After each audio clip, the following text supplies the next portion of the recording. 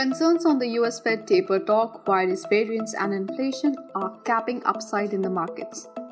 While the BSE Sensex hit a fresh peak of 54,780 on 10th of August and the Nifty 50 claimed a record high of 16,359, profit booking in broader markets deepened.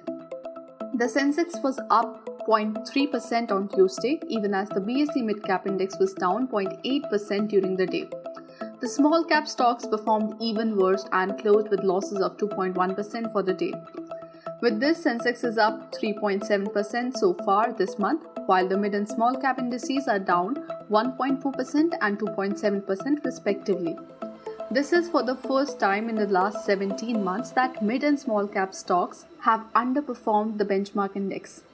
Let's go to Amit Shah, Head of India Equity Research at BNP Paribas, to understand the road ahead for the markets. Can the markets sustain at these levels? An accommodative central bank with encouraging commentary coming in for companies post the 1Q results with regard to a second half recovery bodes well for the equity markets here on despite the premium valuations. What are the risks that one needs to be aware of? The key risk remains earlier than expected tapering from the US followed by rate hikes and locally a potential third wave of COVID which mimics the second wave in terms of severity. In the absence of these, we believe the market is fairly well poised despite the valuations on back of liquidity as well as earnings growth coming in as well as margin expansion that has been seen across most businesses. Going forward, how do you see the Indian markets play out in the second half of 2021? We believe the second half as things stand looks like one wherein we see the economic recovery which was earlier expected to commence starting the second quarter FY22 before the second wave of COVID impacted the growth trajectory. Can we say investor confidence is back in equities as an asset class? July saw record flows into equity mutual funds largely driven by NFOs, which shows the investor confidence in the market. Additionally, India has been the best performing market across all emerging markets largely on account of an accommodative central bank, unlike other EMs like Mexico and Russia wherein you already have seen rate hikes. Meanwhile, Milind Muchla, executive director at Julius Baer, believes that markets may see some sector rotation happening in the next few weeks, where financials and auto sectors may stage a comeback. Moreover, given the government's push towards capex building, industrials or infra can be an interesting space. On the technical charts, the benchmark indices have broken out from a consolidation phase which may result in around 4,000 point rally in the Sensex and about 1,000 point surge in the Nifty. Let's go to Business Standard's Avdut Bakar to understand the technical setup.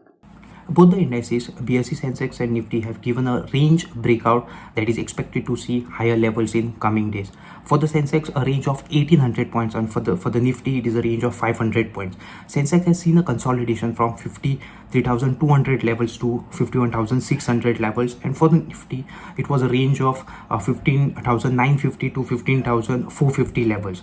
Whenever a stock comes out of a consolidations, normally the target or the reach price is considered as double the difference of the range. For Sensex, it is the consolidation range was in 1800 points. For the Nifty, it was in 500 points. So looking at the breakout levels, so looking at the difference it has generated, the expected target for the Sensex is about 3600 points, double the difference of the range. For the Nifty, it is 1000 points. So Sensex, looking at the consolidation breakouts, is heading towards 57,000 levels, and Nifty, a range of 500, we double it to 1000 points, and it's showing a target of 17,000 levels. Here onward, unless and until 50 days moving average isn't breached decisively, we don't expect a major sell-off in the market. One could see bullishness, one could see accumulation, one could see major buying coming in if there are any healthy corrections in the market. In terms of the technical parameters, one could say that RSI is entering overbought condition or MACD is at a higher levels. But looking at the price actions and the strength and the momentum that indices are showing, we don't see any major weakness. One could see some sort of minor hurdles at higher levels, but these hurdles doesn't look like to stop the rally. Both the indices are about to take off. Clear Clearly, markets are headed towards uncharted territory over the medium term, even as they may witness intermittent corrections on the way.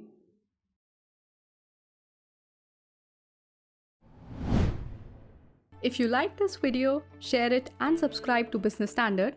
For more news, views and insights, log on to www.business-standard.com. Do also follow us on YouTube, Twitter, Facebook, Instagram, Telegram and LinkedIn.